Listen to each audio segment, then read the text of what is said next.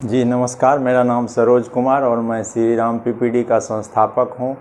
आज के वीडियो में हमें कुछ ऐसे बातों पर ध्यान आकृष्ट कराना है कि हम सारे लोग कुछ चीज़ है जिस चीज़ में मतलब बराबर जब प्रॉब्लम आती है तब उस समस्या के निदान में हम लोग लगते हैं। तो सबसे पहले हम लोग उस समस्या के निदान को पहले सोच लें। हमारा शरीर है, हम लोग स्वस्थ रहना चाहते हैं। स्वस्थ रहना चाहते हैं तो स्वस्थ रहने के लिए हमें मिनिमम जो चीज़ है वो चीज़ हमेशा कॉन्शस होके दिखाते रहना चाहिए। जैसे 2 से 3 महीना, 4 महीना, 5 महीना अगर हम डायबिटिक नहीं हैं तो हमें ब्लड शुगर दिखाना चाहिए। उसमें भी ब्लड शुगर 3 तरह का, एक बार फास्टिंग होता है, एक बार हम लोग उसको रैंडम बोलते हैं और एक पीपी होता है। तो इस स्थिति में फास्टिंग जो है वो अगर हमको कंफर्म कराना है कि हमें डायबिटीज़ है या नहीं है तो उसमें बहुत ज़्यादा ये नहीं है। रैंडम का मतलब हुआ कि भोजन करने के बाद 3 घंटा से ज़्यादा समय हो गया है या 2.5-3 घंटा हो गया है तो उसको हम लोग रैंडम में गिनती करते हैं। और पीपी का मतलब होता है कि भोजन करने के बाद जो मुख्य भोजन हम लोगों का है उस मुख्य भोजन करने के 1.5 से 2 घंटा के बीच का अगर कोई ब्लड जांच कराते हैं तो उसको पीपी हम लोग बोलते हैं। तो अगर हमें पहले से नॉलेज में नहीं है कि हमें डायबिटीज़ है या नहीं है तो हमें भोजन के 1.5 से 2 घंटा के बीच का जो ब्लड है उसी में ब्लड जांच करा के हमें कंफर्म होना चाहिए। उस समय ब्लड में शुगर की लेवल जो होता है वो हाई लेवल पर होता है, फिर उसके बाद धीरे धीरे समय के अंतराल होते होते घटते जाने लगता है। अगर उसमें पीपी में अगर ज़्यादा है तब हम लोग उसको कॉन्शस हो करके फास्टिंग भी दिखा लेंगे और दिखा करके उसके बाद HbA1c टेस्ट एक होता है जो 3 महीना के अंदर का ग्लूकोज के लेवल को बताता है। तब हम उस जांच के और आगे बढ़ेंगे और हम अपने शरीर के बारे में जानकारी रख सकते हैं। बीपी भी हम लोगों को दिखा लेना चाहिए। बीपी 120/80 किताब के अनुसार होता है नॉर्मल, उससे थोड़ा ज़्यादा या थोड़ा कम मतलब 90 तक हम लोग उसको बॉर्डर मानते हैं। 90 से अगर पार करता है तो चिकित्सक के सलाह अनुसार आपको ट्रीटमेंट के अंदर जाना चाहिए। ऐसा भ्रांति है कि लोग बीपी का या ब्लड शुगर का दवाई शुरू कर देते हैं तो उसको मतलब ज़िंदगी भर दवाई खाना होता है।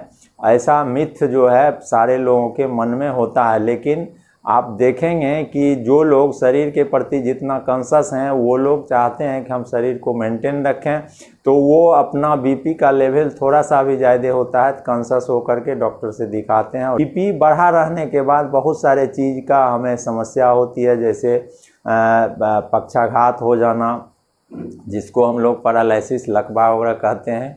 उसके बाद आँख के रोशनी में भी प्रॉब्लम हो सकता है। उसके बाद ये कहीं नस फटने के कारण भी समस्या हो सकती है। उसके बाद किडनी का जो फिल्ट्रेशन दर है वो भी धीरे धीरे पुअर होने लगता है।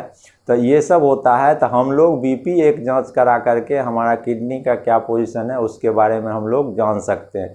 उसके का जो है कि एक साधारण सा यूरिन में अगर हम लोग प्रोटीन और शुगर केवल देख लें तो उससे हमको पता चल जाएगा कि हमारा मतलब किडनी का लेवल अभी सही है या कोई तरह का इन्फेक्शन नहीं है।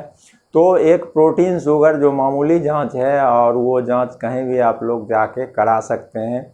इसके बाद कुछ विशिष्ट चीज़ में आता है कि अगर हम बीपी के पेशेंट बहुत दिन से रह रहे हैं तो उसके अनुसार हमें लिपिड प्रोफाइल वगैरह का जांच कराना चाहिए, यूरिया क्रिएटिनिन वगैरह ब्लड में देखना चाहिए।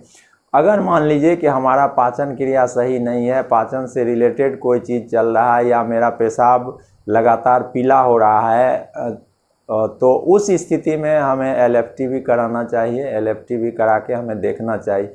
या मान लीजिए कि हम बहुत जल्दी कोई उतावलापन शरीर में आ जाता है या शरीर में कोई कपकपी आ जाता है, हम बहुत ज़्यादा मोटे हो रहे हैं या बहुत ज़्यादा दुबले हो रहे हैं, तो उस स्थिति में हमें थायराइड का भी जांच करा करके देख लेना चाहिए कि हमारा थायराइड नॉर्मल है या नहीं है।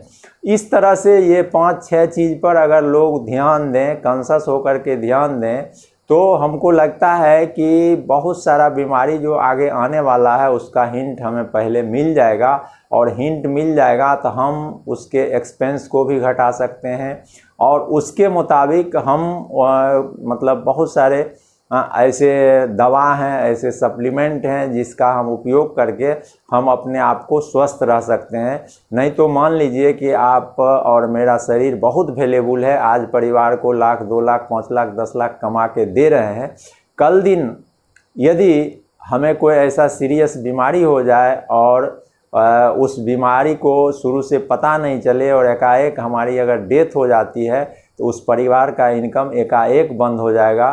तो आज का जो लाइफ स्टाइल है वो लाइफ स्टाइल कल दिन नहीं रह पाएगा। इसीलिए ज़रूरत है, भारत बहुत तेज़ी से हर एक क्षेत्र में विकास कर रही है, डिजिटल मामला में भी विकास कर रही है। अब बहुत सारा चीज़ है जो गोपनीय नहीं रहता है वो खुल रहा है। तो हम अपने हेल्थ के प्रति उतना ही विकासशील बने और उतना ही कॉन्शियस बने ताकि हमारा जो समाज है और हमारा जो राज्य या देश है वो हमेशा स्वस्थ रहे। स्वस्थ शरीर में ही स्वस्थ मस्तिष्क निवास करती है। इस फार्मूला को बढ़िया से जागृत करके और अपने आप पर कॉन्शियस होकर के टेस्ट वगैरह कराते रहें बराबर। और कोई ज़रूरी नहीं है कि बहुत बड़े जगह पर ही जाकर के मतलब जांच करा लेना चाहिए, ऐसा कोई ज़रूरी नहीं है। हम लोग हेल्थ के प्रति कॉन्शियस हों। बीमारी आने का कोई भी अगर लक्षण शुरू से मिल रहा है तो उस पर अमल करके और उसका अभी से ही उस पर लग जाएंगे तो ठीक है। आज के लिए इतना ही मैसेज, फिर मिलते हैं अगले वीडियो में। नमस्कार।